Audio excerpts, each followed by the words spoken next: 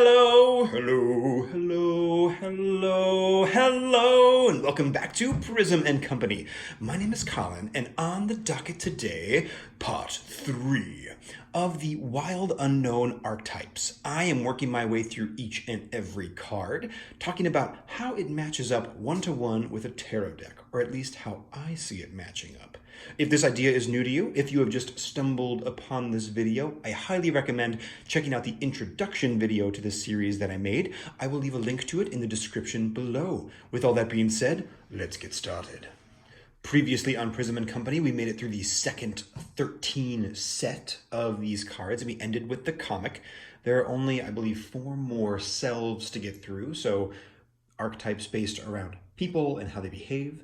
And then we move into the places, my personal favorite chunk of this deck. So I'll be excited to talk about those. Without further ado, let's jump in with number 27. Nope, this is 20. Is that? That's 26. 27. The unseen. Our keywords are the spirit, the ancestor, or the eternal. Now, this card is very much flavored around the idea of spirit or deity or God, whatever you might want to call it. It is that unseen force that kind of permeates into the world and gives you guidance. Even the idea of the higher self from a Kabbalistic point of view. Something that is greater than you, but maybe is also you, that guides you along your way. You know, people might pray to this or worship this. This is kind of the idea that we're looking at here. Really cool image too. Another very beautifully collaged piece where there's definitely something cut out, but it's very soft and watercolored and integrated very nicely. Oh, let's see here. Our tarot association is the 6 of Swords, and I'm going very Thothi for this one. No big shock. The 6 of Swords in Thoth is known as science. It's sort of that genius in the middle of the night breakthrough moment. You know, imagine someone working tirelessly over equations on a desk, and then in 1201, boom, all the numbers line up and they're just like right there. It's that sudden flash of inspiration or guidance, perhaps even from like a higher power, or that sudden vision that sweeps over you and suddenly everything is clear. I think this card is much bigger than that idea, but it's kind of a fun relationship between those two. And I definitely think the Suit of Swords, being all about the mind or thoughts, fits very nicely with the idea of the unseen. Let's take a look at 28. The shadow, the unspeakable, the unwelcome, the denied. Now, Kim talks about how the shadow is seen in every card. There is light and shadow. Now, personally, I have an irritation with that terminology, although it's very pervasive. I like to think of it as light and dark, because dark is different than shadow. But regardless, this card invites you to take a look specifically at your dark side. Like, everyone's got part of them that they dislike or is bad. And instead of trying to sugarcoat it or go around it, this says, no, examine that. It can be very important to know the parts of us that are not up to snuff. You know, not all of us are perfect. In fact, none of us are. Just take a glance around. It's hard to find a even close to perfect human these days, myself very much included. And I think that's cool. I think it's kind of neat that it specifically calls out something that we all want to avoid very much. It's kind of like the death card in tarot, although that has been sugar-coated in much a way. Here we have a very lovely illustration with lots of pointillism and those beautiful spots of salt that have been dropped into the watercolor to push away the ink. Now, I chose the 10 of Wands with this card, specifically for its kind of numerological association. The idea that the 10 is the culmination of a suit. So the completion of the suit of fire is all of the wood being burned up. All the fuel is now gone. So there is shadow, or there's darkness, because there is no more light. There is no more fire to burn. And now from those ashes, new fire will rise. All the suits are very cyclical, but I like the idea of a dark spot at the end. And not necessarily dark as in bad. I'm talking dark as in literally no light. Let's move on to number 29. The self, the soul, the witness, the watcher. Oh, and I apologize for my voice which is slowly dying. Hopefully I can make it through. The self is, in my opinion, one of the weaker archetypes in the deck, and barely an archetype, let's be real. Everything that we've talked about is contained within the self. All of these different identities and flavors and factions could be seen as different parts of the self, all these different little slices. I don't know why we specifically need to call it out here, although the image is absolutely beautiful. And there is a really interesting line in the guidebook where Kim says, you know, are you the stew? Are you the culmination of all these pieces, or are you the chef? And in many ways, you're both. I think that's almost higher self and lower self, if we're looking at it from a kind of Kabbalistic view. But either way, very nice card, lovely image. And I picked the sun to go with that. I read the sun very much as consciousness, as being aware of who you are and just kind of owning that. So I think selfhood and the sun go hand in hand. The idea that you're out in the bright light and there is nowhere to hide, you are left alone with yourself and you have to face it. A little visual key here, I've been calling out a couple of notes from the Thoth specifically and this Archetypes deck. You can see all of these rainbows spilling out of the sun, and there's even rainbows kind of emanating away from this scene. And there's all these rainbows in the background too, with the same emanating design or radial pattern, if you will.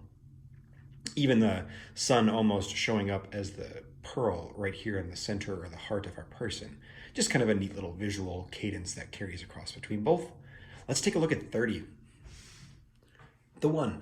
Our keywords here are non-duality. One of them's weird, so I panicked. One love and Unus Mundus. I don't even know what Unus Mundus is. I assume like one mind, probably, in some cool language like Latin or something that I do not speak. Sounds lovely, and now I sound like a big old dope. A little call out here. This deck goes up to 78 in Roman numerals, and it's kind of cool. You really get to flex your Roman numerology, your understanding of how different symbols in different positions relate to numbers. Kind of neat. Here we have TheOne, of course, as I said, and this is the idea of kind of a single cosmic consciousness, or everything is connected, that sort of idea. I get a little bit of a Akashic Record vibe from this card as well. This is another one. This does feel unique. I was going to say there's a lot of overlap in this deck between the archetypes. There's a lot of very subtle shades, if you will. This one actually does feel like it has an interesting flavor to it, and the idea that everything is connected, so it's very, very big. It almost encompasses the entire deck in some ways because it's like everything. It's non-duality. It's all this stuff together. For this, I picked the 10 of Swords. So here we have the 10 of Swords from the Weight, the Thoth, the Marseille. And I picked this. Oh, that's the 9. Well, there's probably a 10 around here somewhere. You know what? I'm not going to worry too much about it. I think I messed up the 10 and the 9. Pretend there's another sword in there. There. Sword. I picked this from something that L on the channel Sacred Seed said that always really stuck out with me, and that is the 10 of Swords as death of the ego. So death of the self, or the idea of self, and joining sort of a cosmic oneness. So it is that, eliminating of the ego, if you will, and joining the one. Super neat, kind of basic. I'm going to fix wherever the heck this goes, and I'll be back for number 31. It would totally bug me if I were you, so I'll show you. This is what the 10 of Swords looks like in that Marseille deck, as opposed to the 9, which I showed you before. We now move on to the places. This is the first in one of the many super weird choices in this deck.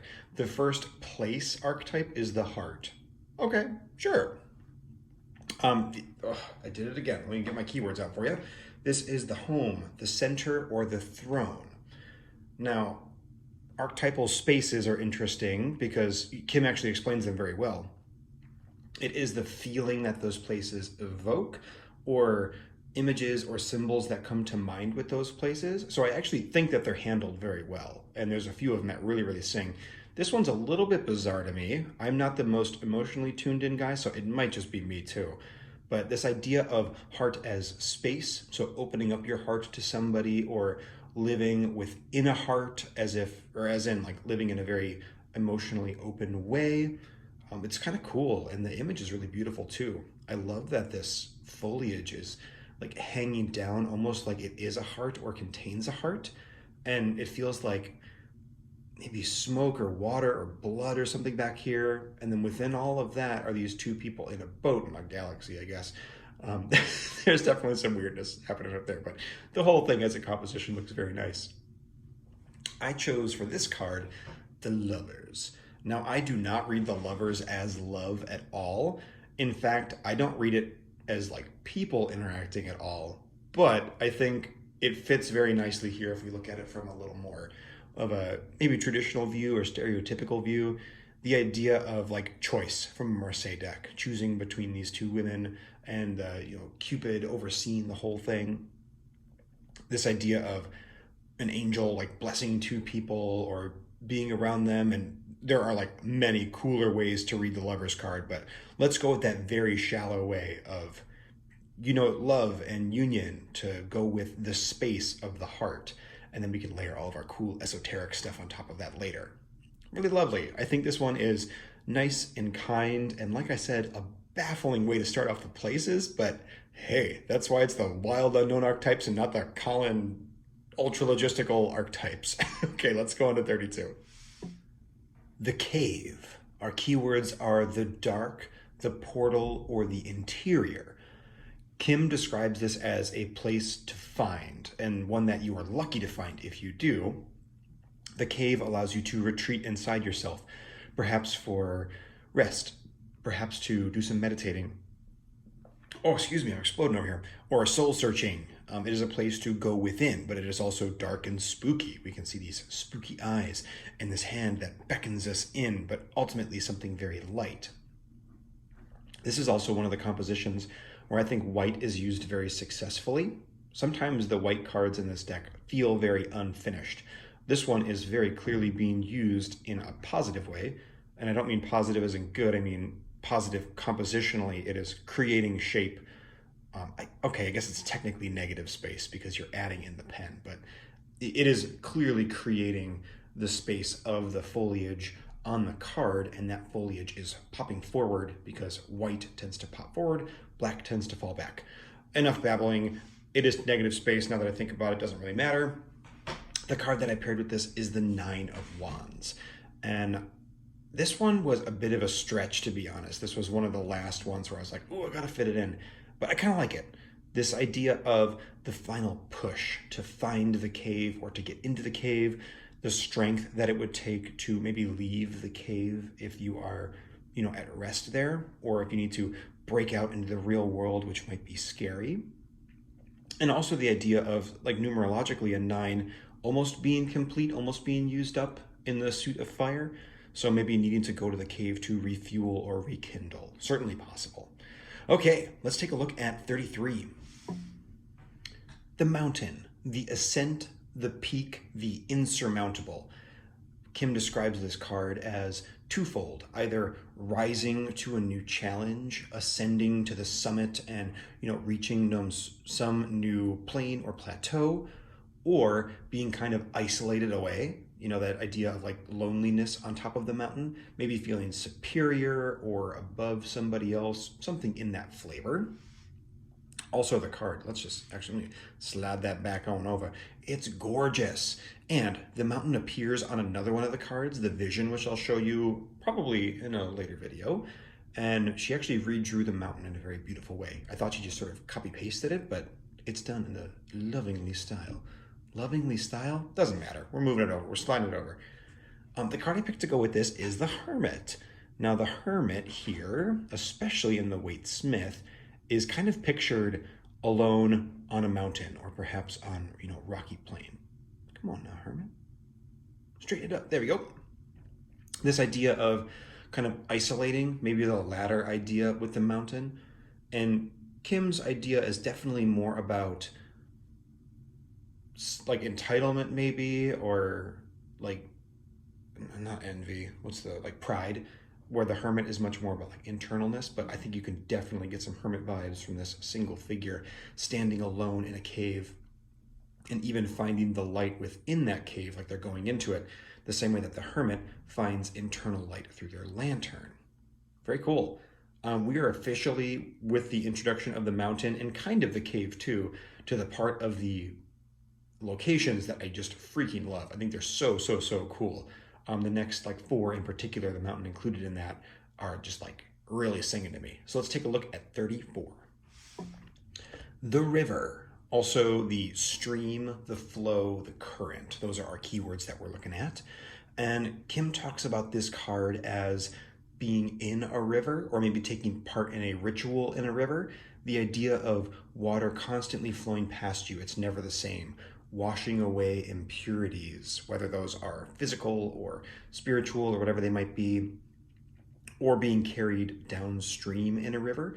So, sort of transportation or transformation, like when you get to the bottom of the river, everything is different. Your surroundings, the water around you, probably yourself.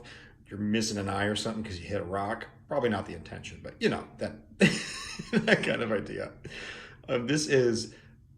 This image has really grown on me. It kind of bugged me at first, I'll be real, but she did a really nice job color matching her image with the paint around it.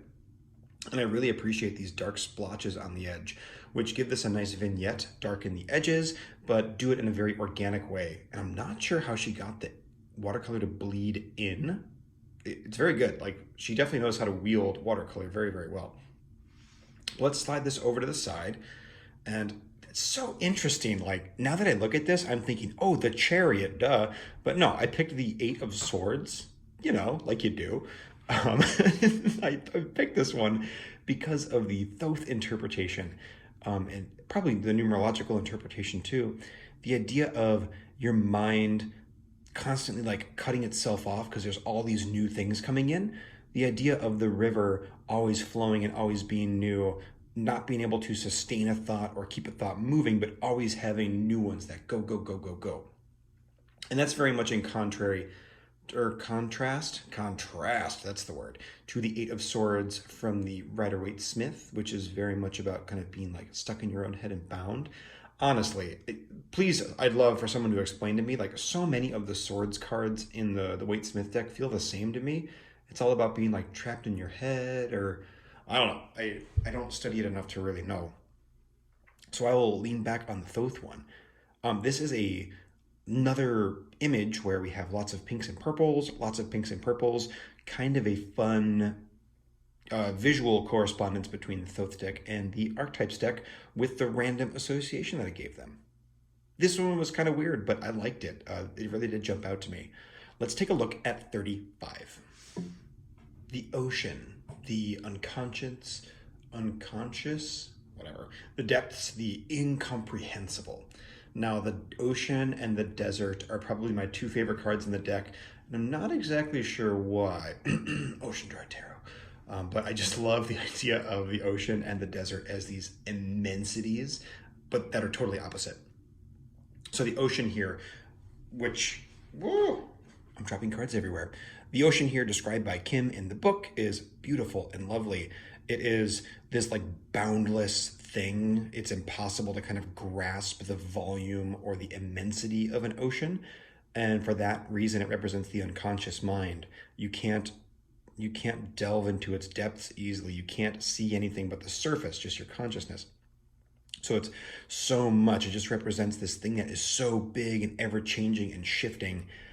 And then she also brings in this idea of currents, in that, you know, if the ocean is drawn, or if you are experiencing the ocean, there's like this tidal pool, or this tidal, like riptide, excuse me, that is pulling you and moving you, and you can't control it. There is so much water moving that you just have to go with the flow. You have no other choice.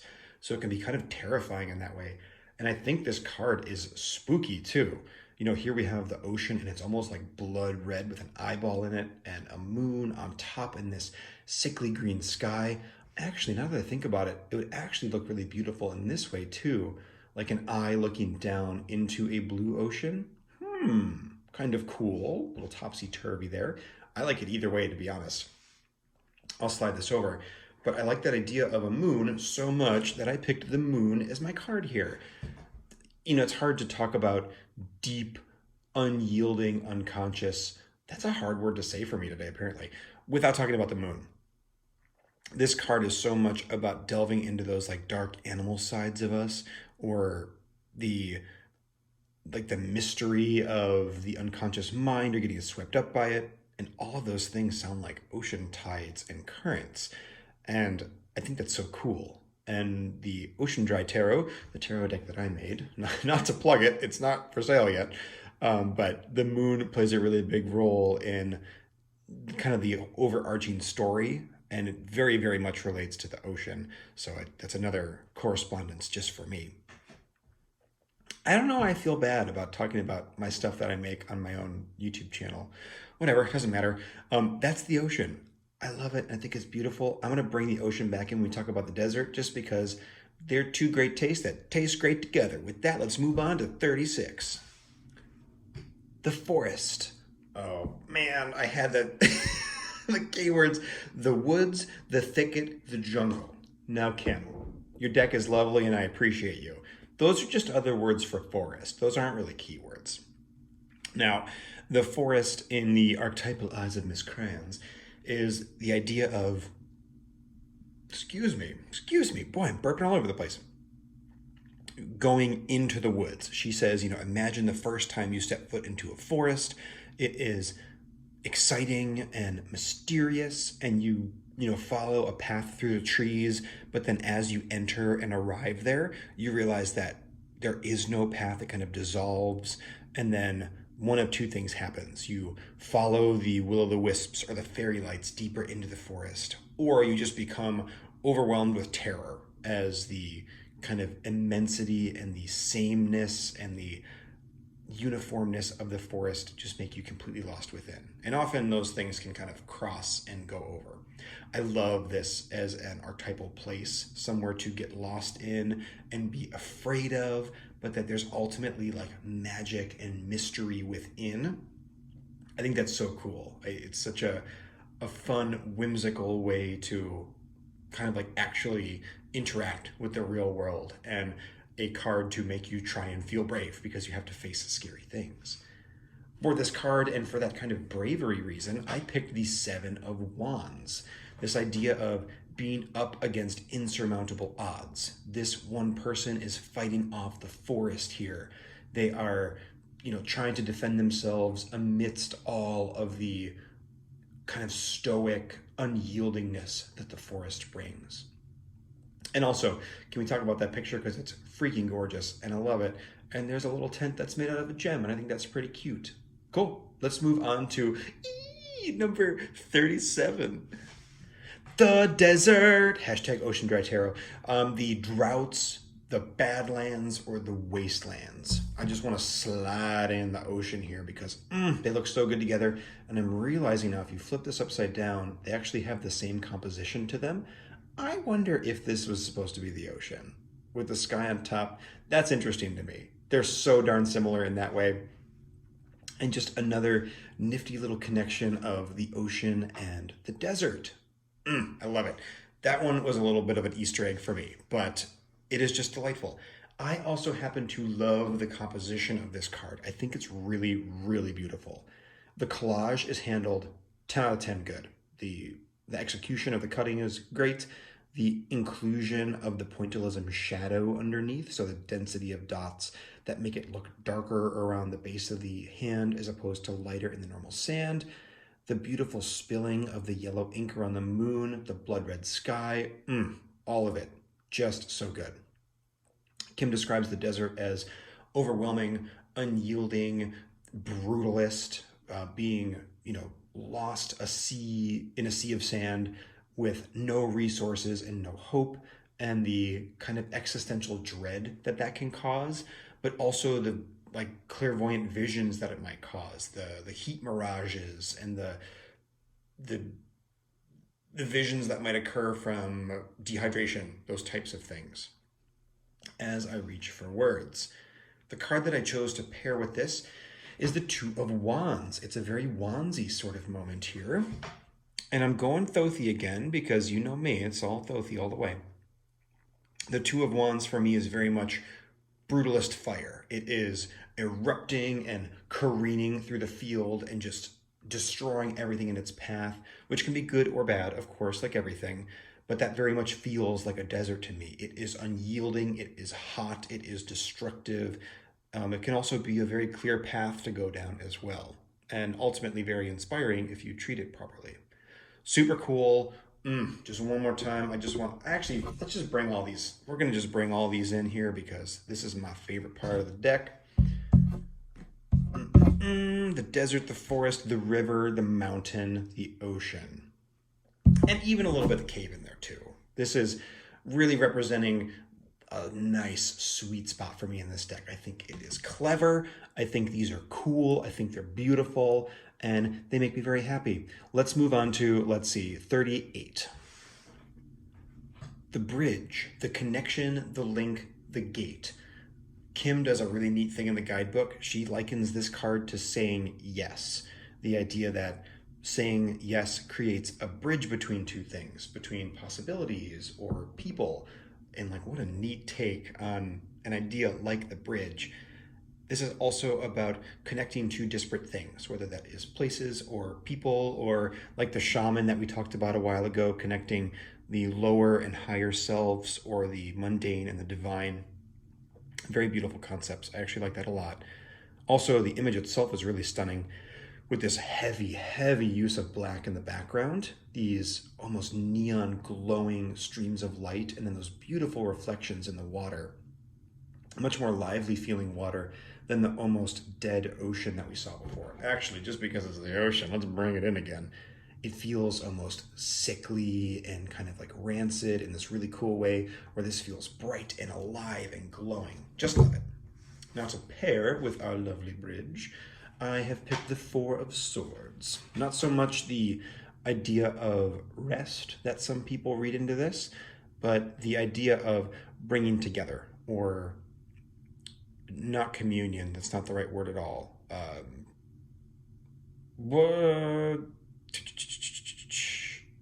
The key word for this card. You have peace, you have sorrow, you have... Wow, it's just gone.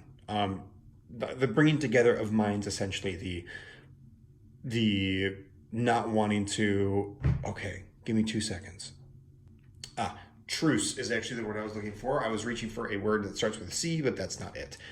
This truce, this bringing together of two people, almost like a handshake in many ways, building a bridge or a connection between. That took an embarrassing amount of time to come up with that single word. Don't worry about how much time was edited out. It was 1 second. It just doesn't matter at all. Great. The bridge is neat. It's kind of a weird location, but what are you gonna do? I think it's pretty cool. And I say we move on to 39. The temple, the sanctuary, the shrine, the altar. Those are our keywords that we're looking at here. And she talks about a couple of different things with this. One is the idea of finding a temple wherever you are. Like, it doesn't have to be a building specifically. These are, of course, archetypal ideas. So stepping into the dappled light of a forest, perhaps, or in the kiss of a lover. That's a very interesting one, but sure, why not? So this idea of finding kind of sacred space wherever you are. This is another one that feels distinct enough, but overlaps with a lot of other ideas in the card, or the deck, I should say. The cave comes to mind as another place where you're kind of going within and finding some like sacred, quiet space. But this has definitely got that idea of sacred, defined space, not necessarily within, but without. And the other idea is, what do you hold sacred? Is it your phone? Is it money? Is it whatever? You know, you can kind of pick and choose as you go. But the idea of sacredness is baked into this card in quite a cool way. Really beautiful too. We have the hands in this generic but firm structure. It's very clever the way she's done that, and incorporating very geometric, almost man-made elements, and then nature and like a night sky outside. It looks like there's a beautiful moon light source coming down from this side. The image itself is very, very lovely. Now for this card, I chose the Two of Pentacles. This was another one where I was like, it's gotta fit with something. But I think the idea here would be the change of space, in that we can consider any space to be sacred. So I could turn my living room into sacred space And all I have to do to change that space, to change the physical nature of where I'm at, is just be intentional about it. And it's that intentionality that makes a space the temple as opposed to the archetypal sofa or living room or whatever, whatever it might be called. Cool. That brings us to the end of this set of 13, but not to the end of the locations, I am happy to say, because I just love them so dang much. Let's take a revisit, shall we, at some of the spaces that we visited. The temple, the bridge. Oh, there was a couple of people in there too. I'm like, the unseen is not a place. The shadow, the self, the one, the heart, weird space, the cave, the desert, the river, the mountain, the forest, and the ocean. We're gonna scooch some of these around so we're covering the whole thing. What a lovely set. We have dived headfirst into my favorite part of this deck, like I said, and I think we came out stronger, wiser, more archetypal on the other side. Next up, we're diving into the rest of the places and starting on the tools, which are, I was very hesitant going into the tools as archetypes, but I like them a lot more now, so I can't wait to talk about them with you guys.